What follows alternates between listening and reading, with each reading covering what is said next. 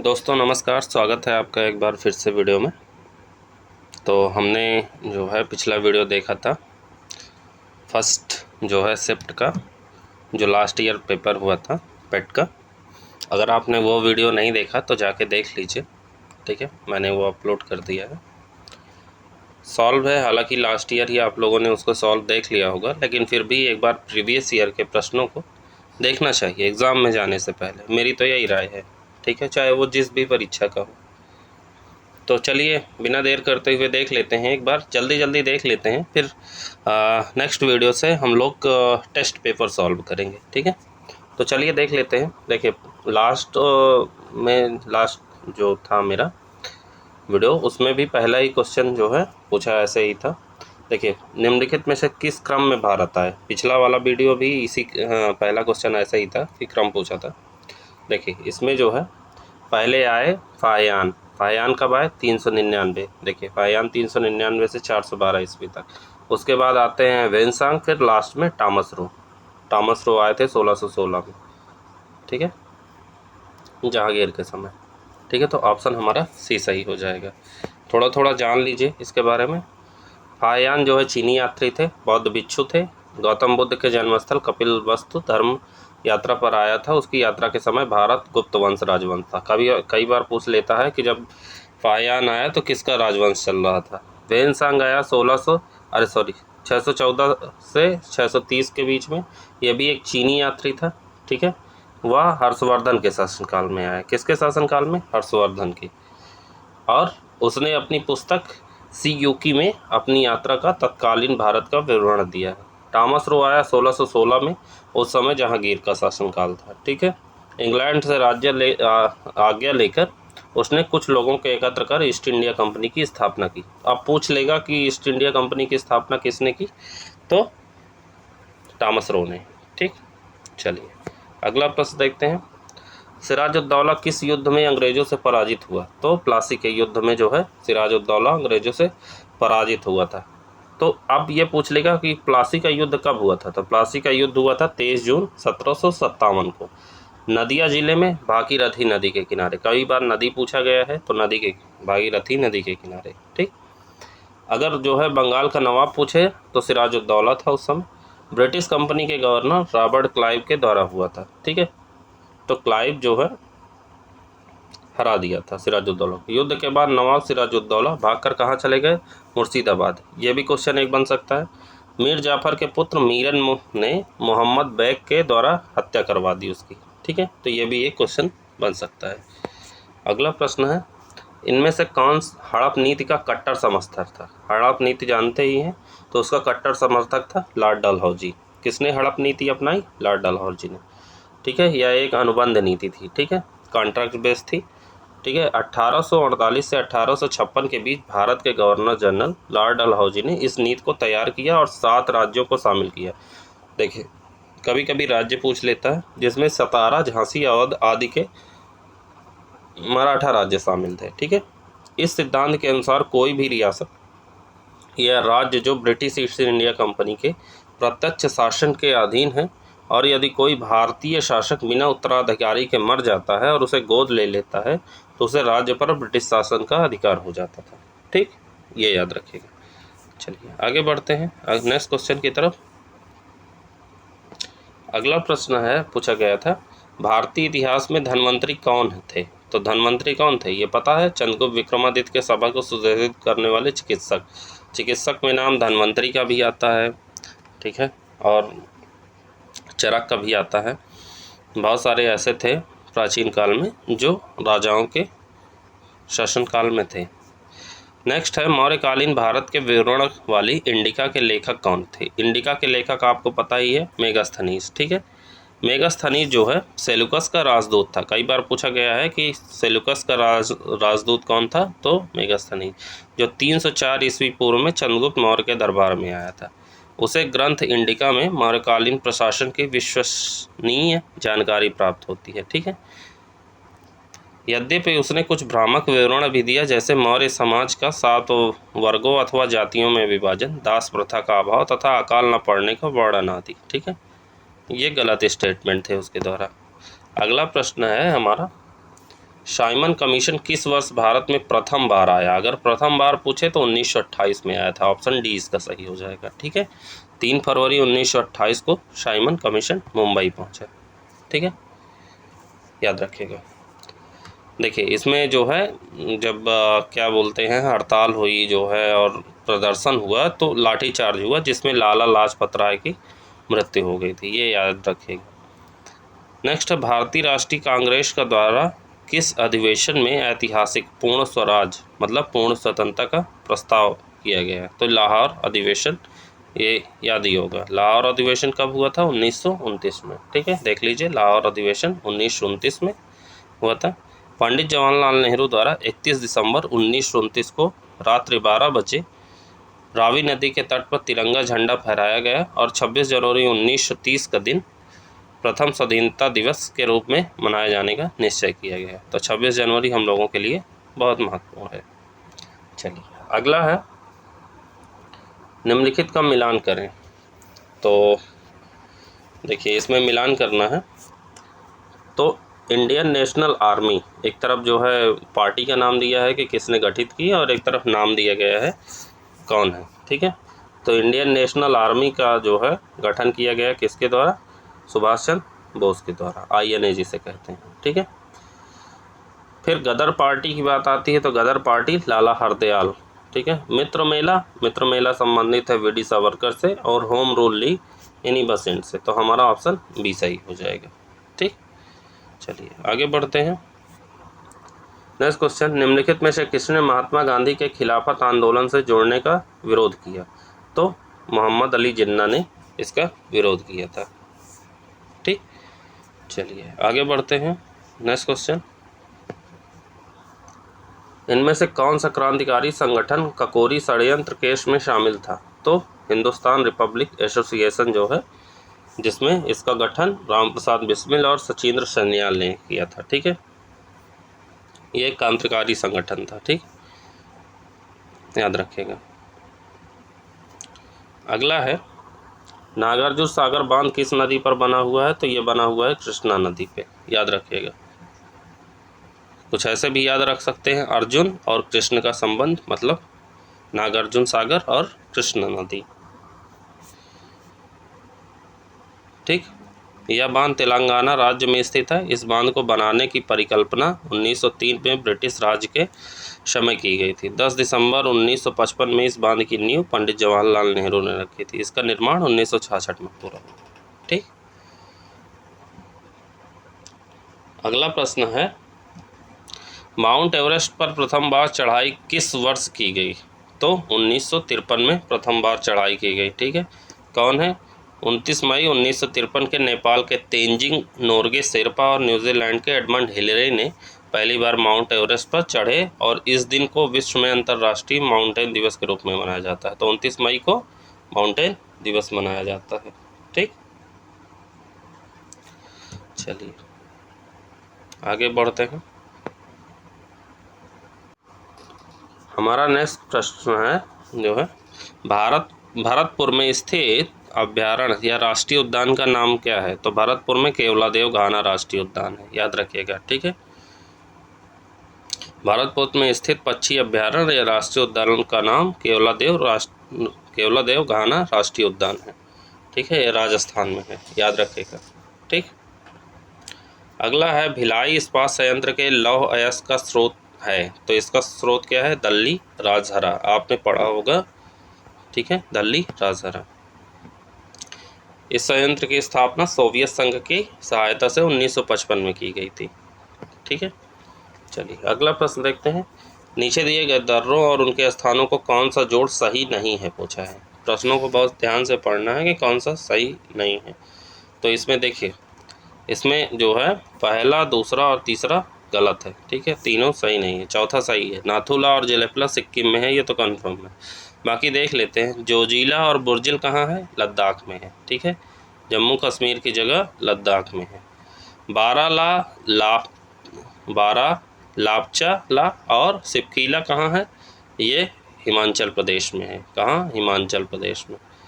और थागला, नीतिपास और लिपुलेख ये कहाँ है? उत्तराखंड में है। ठीक है, उत्तराखंड में। ठीक, ये देख लीजिए। चलिए आगे बढ़ते हैं।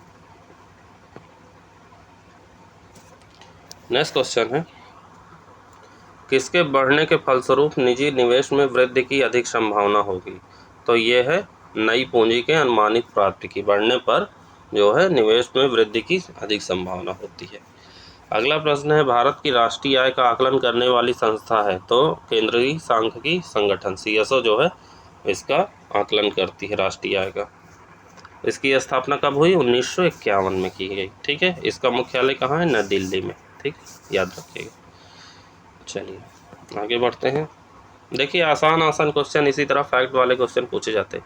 सेवा क्षेत्र का द्वितीय नाम क्या है? तो उसका सेवा क्षेत्र को टर्सरी मतलब तृतीयक क्षेत्र कहते हैं। ठीक, याद रखिएगा। श्वेत क्रांति के जनक कौन है? तो वर्गीज कुरियन। ठीक है, ये याद रखिएगा। नेक्स्ट क्वेश्चन है, भारत में आर्थिक सुधार 1991 के दौरान प्रधानमंत्री कौन थे? तो PV नरसिम्हा राव। ठीक है, 1991 में जब LPG रिफॉर्म हुआ, LPG रिफॉर्म हुआ तो उस समय प्रधानमंत्री कौन थे? PV नरसिम्हा राव थे। ठीक, चलिए अगला प्रश्न है, भारत के संविधान में इनमें से क्या राज्य सूची में सम्मिलित नहीं है? तो दंड और कानून राज्य सूची में नहीं आता, बल्कि पुलिस, जेल और दंड प्रक्रिया संहिता जो है राज्य सूची में सम्मिलित है। मैंने पिछली वीडियो में बताया था कि मैं एक वीडियो बना दूंगा जिसमें राज्य सूची, संघ सूची और समवर्ती सूची को के जो शामिल किया गया है, जिन जिन विषयों को, वो मैंने लिख के रखा है। मैं उसका जो है वीडियो अपलोड कर दूंगा, तो उसको देख लीजिएगा। अगला प्रश्न है, निम्नलिखित में से क्या भारतीय संविधान की मुख्य विशेषता नहीं है? पूछा है। तो इसमें प्रतिबद्ध न्याय तंत्र जो है नहीं है। बाकी अर्धसंघीय संरचना, शक्तियों का विवरण और लिखित संविधान और संविधान की सर्वोच्चता जो है संविधान की मुख्य विशेषता है। ठीक, और मुख्य विशेषताओं की बात करी जाए तो अर्धसंघीय संरचना, शक्तियों का वितरण, लिखित संविधान और संविधान की सर्वोच्चता, एकल नागरिकता, वयस्क मताधिकार, विस्तृत संविधान, ग्राम पंचायतों की स्थापना, मूल अधिकार और मूल कर्तव्य जो है भारतीय संविधान की विशेषता है। अगला है, निम्न में से क्या भारतीय नागरिकों को आर्थिक न्याय प्रदान करता है? तो राज्य के नीति निदेशक तत्व जो है भारतीय नागरिकों को आर्थिक न्याय की बात की गई है। ठीक है, याद रखिएगा, आर्थिक न्याय की बात की गई है।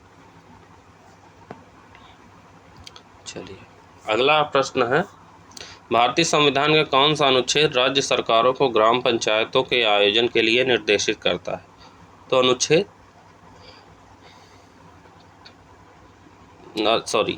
44 नहीं होगा, इसका हो जाएगा अनुच्छेद 40। अनुच्छेद 44 तो वो होता है समान नागरिक संहिता।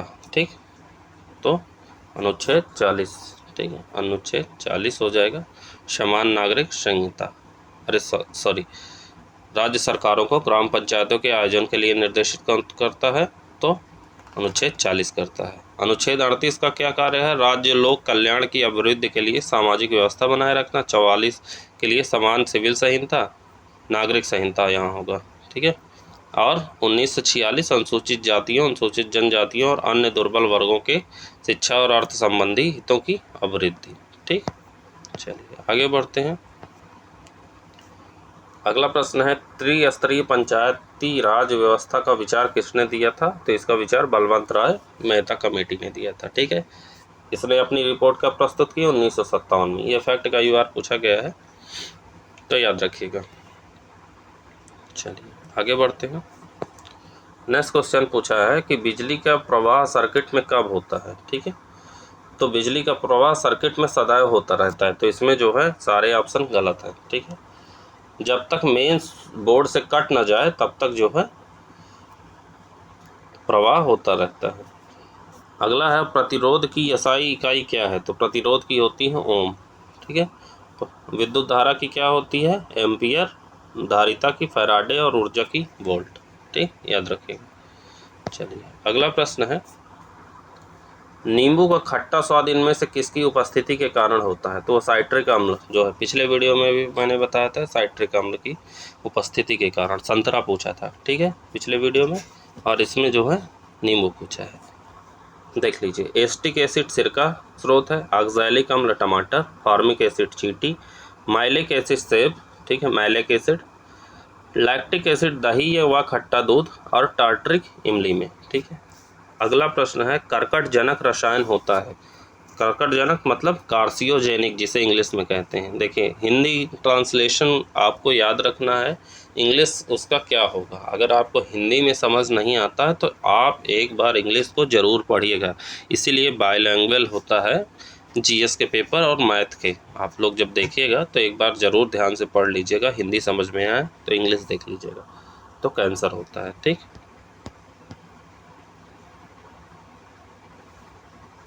अगला है, त्वचा की ऊपरी सतह क्या कहलाती है? तो त्वचा की ऊपरी सतह अधिचर्म कहलाती है, एपिडर्मिस जिसे कहते हैं, ठीक है। बाकी मैथ के प्रश्न हैं, देख लीजिए, मैथ भी सॉल्व है। अगर आपको लगता है कि मुझे खुद से सॉल्व करना चाहिए तो एक बार मैथ के क्वेश्चन नोट कर लीजिए और सॉल्व कर लीजिएगा, ठीक है। बाकी जल्दी जल्दी मैं निकाल देता हूँ मैथ के क्वेश्चन। हम लोग जीएस के और हिंदी के क्वेश्चन देखेंगे, ठीक। 34, 35, 36 वाला क्वेश्चन है, निम्न में से तीक्ष्ण का विलोम शब्द क्या है? तो तीक्ष्ण का विलोम होता है कुंठित, ठीक है।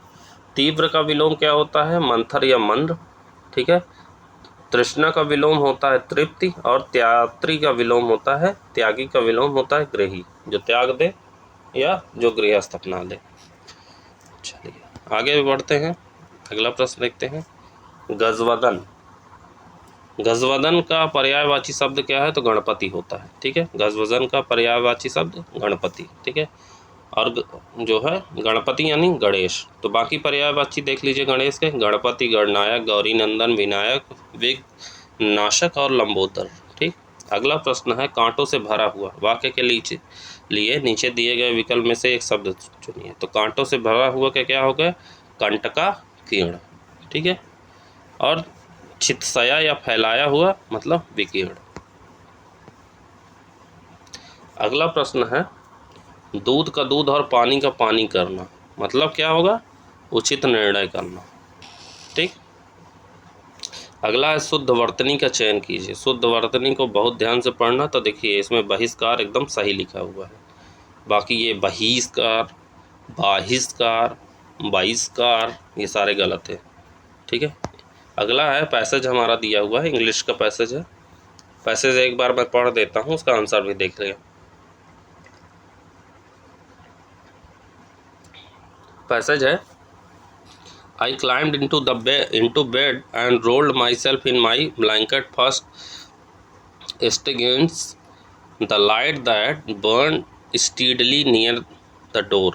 I lay still trying to get to sleep, but my fear made that impossible, and soon I sat up in peering into the darkness and occasionally glancing at the round window in the side of ship, which seemed like a plate suspended in the darkness. For an hour I must have sat like this, and then I was suddenly roused by a draught of cold air. I jumped out of bed, not having allowed for the motion of the ship. I was intentionally thrown violently across the room, ठीक है। तो आप question देखिए, इसमें पूछा गया है, the author sat peering into a darkness because, क्या कारण क्या था? तो he was afraid, ठीक है। जब वो अंधेरे को देख रहा था तो वो भयभीत हो गया था, ठीक। The author sat peering into the darkness because he was afraid। चलिए, उसका अगला प्रश्न पूछा गया है पैसे से, the author jumped out the bed because a cold bridge blue past his face, ठीक है। Jumped out of bed because a cold bridge blue past his face. अगला प्रश्न पूछा गया है, which of the following did not author do first. तो इसमें से ऑथर ने पहले क्या नहीं किया? तो अगर आपने ध्यान से पढ़ा होगा तो वो climb into the bed, climb into the bed बाद में किया, ठीक है। डिड, अच्छा क्या किया फर्स्ट? तो उसने बेड पे पहले ही चढ़ा, ठीक है, कूदा। मतलब चढ़ा। The author do first climbing into the bed. अगला है give synonyms for the following words. Pride, pride का सिनोनिम्स क्या होता है? डिग्निटी। ठीक है, प्राइड का सिनोनिम्स डिग्निटी, मतलब स्वाभिमान का पर्यायवाची हो जाएगा मर्यादा। अगला प्रश्न है गिव एंटोनिम्स, मतलब विलोम। कीन, कीन का विलोम होता है डल। ठीक है, कीन मतलब होता है तेज, डल मतलब होता है मंद। ठीक। अगला प्रश्न रीजनिंग का है। देखिए, दिए गए विकल्पों में से संबंधित शब्द का चयन कीजिए। अगर कुत्ते के काटने से रेबीज होता है तो मच्छर के काटने से क्या होता है? मलेरिया होता है। सीधी सी बात है। उस शब्द का चयन कीजिए जो समूह के बाकी शब्दों से मेल नहीं रखता। तो देखिए, नन, सूरवीर, मुनि, पादरी। नन होते हैं किस में? चर्च में। पादरी किस में होते हैं? चर्च में। मुनि कहाँ होते हैं? मंदिर या जो है कुटिया में। सूरवीर इन सबसे अलग है, तो बी ऑप्शन हो जाएगा।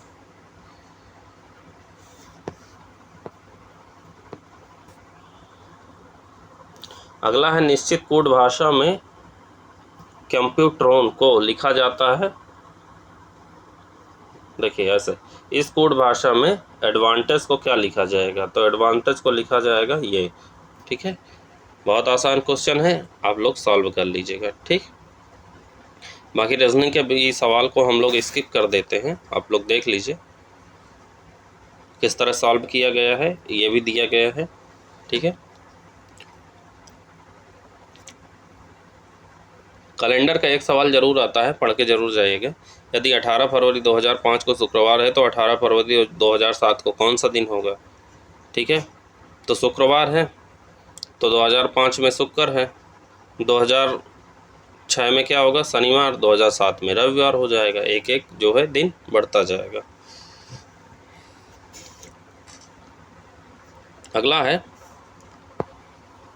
करंट अफेयर्स का। भारत के उस प्रथम राज्य का नाम क्या है जिसने अपने सभी निवासियों को स्वास्थ्य बीमा प्रदान किया था? तो राजस्थान। ठीक है, याद रखिएगा। फिर करंट अफेयर्स का सवाल है कि 22 जुलाई 2021 को किस भुगतान तंत्र को नए कार्ड जारी करने पर प्रतिबंध लगा दिया गया? तो मास्टर कार्ड। ठीक, लास्ट ईयर ऐसी घटना हुई थी कि जो है आरबीआई ने मास्टर कार्ड जारी करने पर प्रतिबंध।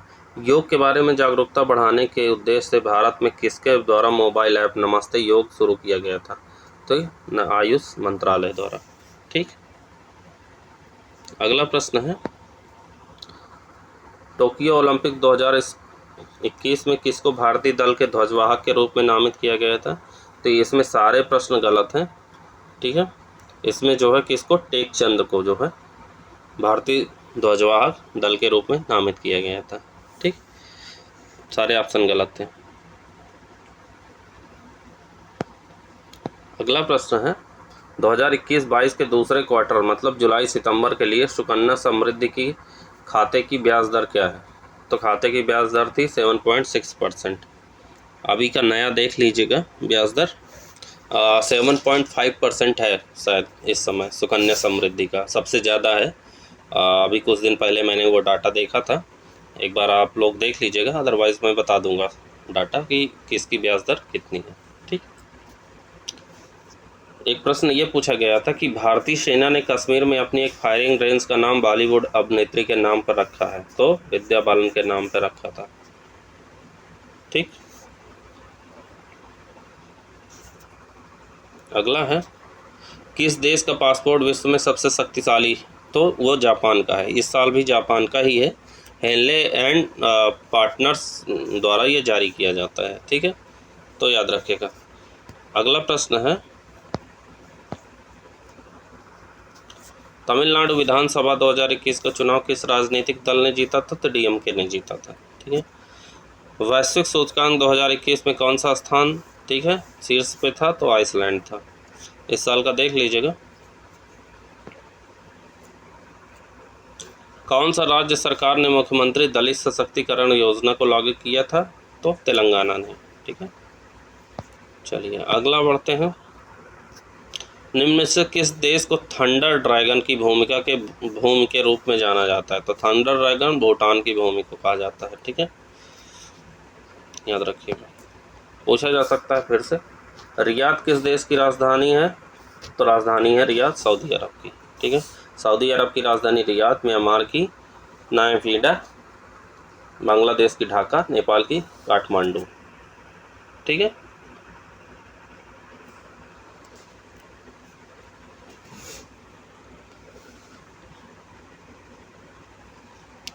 अगला है क्षेत्रफल की दृष्टि से भारत का निम्न में से कौन सा राज्य सबसे छोटा है? तो क्षेत्रफल की दृष्टि से मेघालय सबसे छोटा है। अगला प्रश्न है,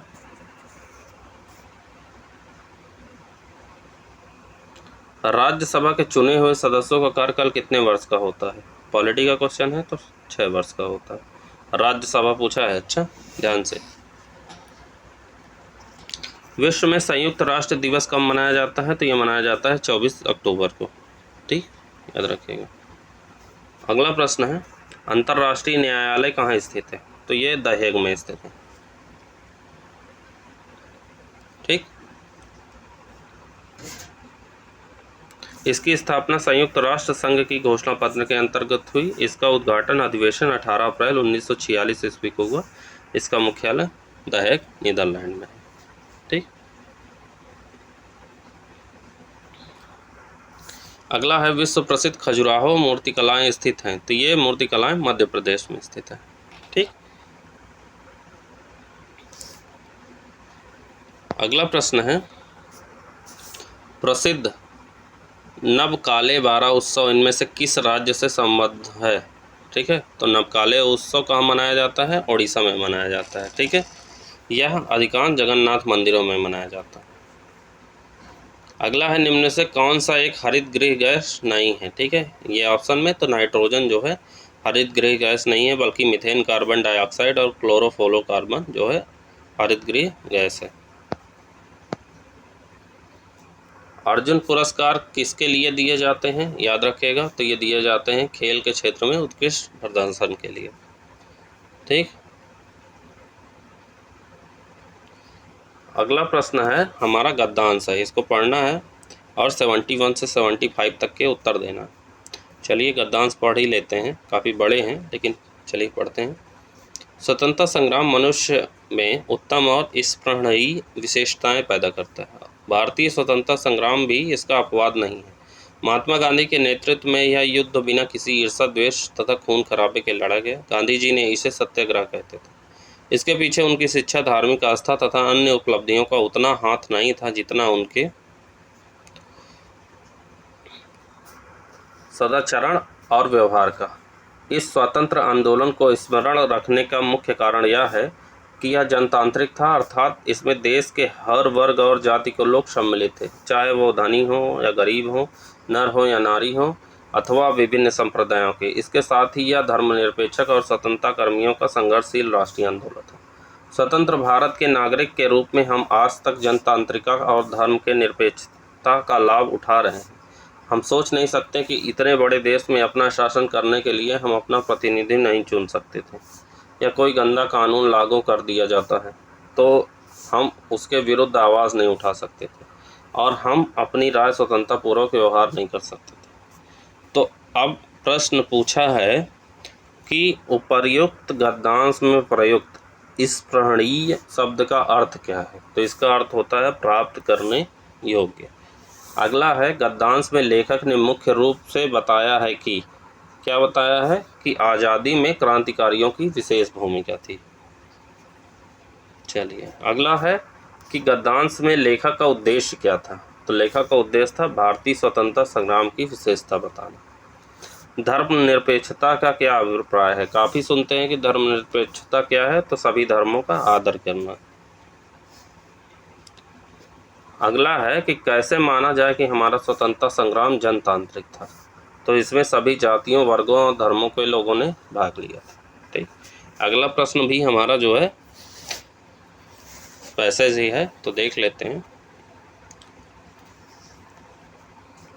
विधाता रचित इस सृष्टि का सिरमौर है मनुष्य, उसकी कारीगरी का सर्वोत्तम नमूना इस मानव को ब्रह्मांड का लघु रूप मानकर भारतीय दार्शनिकों ने यत पिंडे तत् ब्रह्मांडे की कल्पना की थी।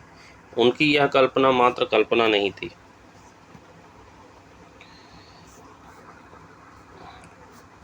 प्रयुक्त यथार्थ भी थी, क्योंकि मानव मन में जो विचारणा के रूप में घटित होता है उसी का कृति रूप ही तो सृष्टि है। मन तो मन, मानव का शरीर भी अप्रतिम है। देखने में इसमें भव्य, आकर्षक और लावण्यमय रूप सृष्टि में अन्यत्र कहाँ है। अद्भुत एवं अद्वितीय है मानव सौंदर्य। साहित्यकारों ने इनके रूप सौंदर्य के वर्णन के लिए कितने ही अप्रस्तुतों का विधान किया है, और इस सौंदर्य राशि में सभी को अपर्याप्त करने के लिए अनेकों काव्य सृष्टियाँ रच डालती हैं। साहित्य शास्त्रियों ने भी इसी मानव की भावनाओं का विवेचन करते हुए अनेक रसों का निरूपण किया है। परंतु वैज्ञानिक दृष्टि से विचार किया जाए तो मानव शरीर को एक जटिल यंत्र से उपमित किया जा सकता है। जिस प्रकार यंत्र से उपमित किया जा सकता है, जिस प्रकार यंत्र के एक पुर्जे में दोष आ जाने पर सारा यंत्र गड़बड़ा जाता है, बेकार हो जाता है, उसी प्रकार मानव शरीर के विभिन्न अवयवों में से यदि कोई एक अवयव भी बिगड़ जाता है तो उसका प्रभाव सारे शरीर पर पड़ता है। इतना ही नहीं, गुर्दे जैसे कोमल एक नाजुक हिस्से के खराब हो जाने पर यह गतिशील वायु यंत्र एकाएक अवरुद्ध हो सकता है। व्यक्ति की मृत्यु हो सकती है। एक अंग के विकृत होने पर सारा शरीर दंडित हो, वह काल कवलित हो जाए, यह विचारणीय है। आगे है कि यदि किसी यंत्र के पुर्जे को बदलकर उसके स्थान पर नया परंतु नया पुर्जा लगाकर यंत्र को पूर्ववत सुचारू एवं व्यवस्थित रूप से क्रियाशील बनाया जा सकता है, तो शरीर के विकृत अंग के स्थान पर नव्य निरामय अंग लगाकर शरीर को स्वस्थ एवं सामान्य क्यों नहीं बनाया जा सकता। शल्य चिकित्सकों ने इस दायित्वपूर्ण चुनौती को स्वीकार किया तथा निरंतर अध्यवसाय पूर्ण साधना के अनंतर अंग प्रत्यारोपण के क्षेत्र में सफलता प्राप्त की। अंग प्रत्यारोपण का उद्देश्य है कि मनुष्य दीर्घायु प्राप्त कर सके। यहाँ यह ध्यातव्य है कि मानव शरीर की किसी अंग को उसी प्रकार स्वीकार नहीं कर सकता जिस प्रकार हर किसी का रक्त उसे स्वीकार नहीं होता। रोगी को रक्त देने से पूर्व रक्त वर्ग का परीक्षण अत्यावश्यक है, तो अंग प्रत्यारोपण से पूर्व ऊतक परीक्षण अनिवार्य है। आज का शल्य चिकित्सक गुर्दे, यकृत, आंत, फेफड़े और हृदय का प्रत्यारोपण सफलतापूर्वक कर रहा है। साधन संपन्न चिकित्सालयों में मनुष्य के अतिरिक्त शरीर के प्राय अंगों का प्रत्यारोपण संभव हो गया है। ठीक, तो चलिए इनसे रिलेटेड आप प्रश्नों को देख लेते हैं। प्रश्न है कि मानव को सृष्टि का लघु रूप माना गया है क्योंकि मानव मन में जो घटित होता है वही सृष्टि में घटित होता है। अगला है वैज्ञानिक दृष्टि से का अपेक्षाकृत अभाव होता है किसमें, शास्त्र शास्त्री में, साहित्य शास्त्री में। अगला है मानव शरीर को यंत्रवत कहा गया है क्योंकि अवयव रूपी पुर्जों के विकृत होने से शरीर यंत्रवत निष्क्रिय हो जाता है। अगला है शल्य चिकित्सकों द्वारा स्वीकार की गई दायित्वपूर्ण चुनौती थी क्या, अंग प्रत्यारोपण द्वारा शरीर को सामान्य बनाना। अगला प्रश्न है अनुच्छेद में प्रयुक्त निरामय शब्द का पर्याय है, तो निरामय शब्द का मतलब होता है स्वस्थ। ठीक है, पर्यायवाची मतलब निरामय का मतलब होता है स्वस्थ। अब आगे देखिए मैथ के प्रश्न दिया हुआ है जिसमें रेखा चित्र, मैंने पिछली वीडियो में भी दिखाया था कि रेखा चित्र आते हैं। तो 81 से 85 तक हमारे रेखा चित्र हैं। प्रश्न कुछ इस तरह है, देख लीजिए। 81 वाला क्वेश्चन आप लोग मैथ के प्रश्नों को सॉल्व कर लीजिएगा। ठीक है,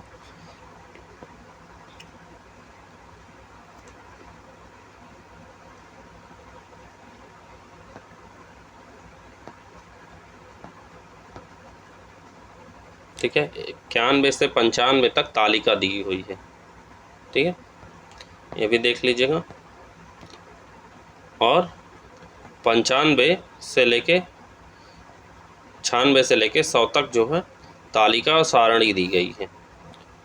ठीक, तो आप लोग 100 तक पूरे प्रश्नों को देख लीजिएगा। लगभग 15-20 क्वेश्चन आते हैं मैथ के। ठीक, जिसमें तालिका सारणी ये सारी सम्मिलित हैं। 20 प्रश्नों को ध्यान से पढ़ लीजिएगा, देख लीजिएगा। तो ये रहा हमारा आज का वीडियो। अब नेक्स्ट वीडियो से हम लोग टेस्ट पेपर सॉल्व करेंगे। ये तो प्रीवियस ईयर के प्रश्न हैं। प्रीवियस ईयर इसलिए भी मैंने सॉल्व कराया क्योंकि ये देखना ज़रूरी होता है कि हमारे प्रश्न किस प्रकार के आ रहे हैं। प्रश्नों की प्रकृति क्या है। बहुत सामान्य प्रश्न हैं, कुछ हार्ड भी हैं, ठीक है। तो चलिए मिलते हैं नेक्स्ट वीडियो में, तब तक के लिए जय हिंद, जय Bharat, thank you so much.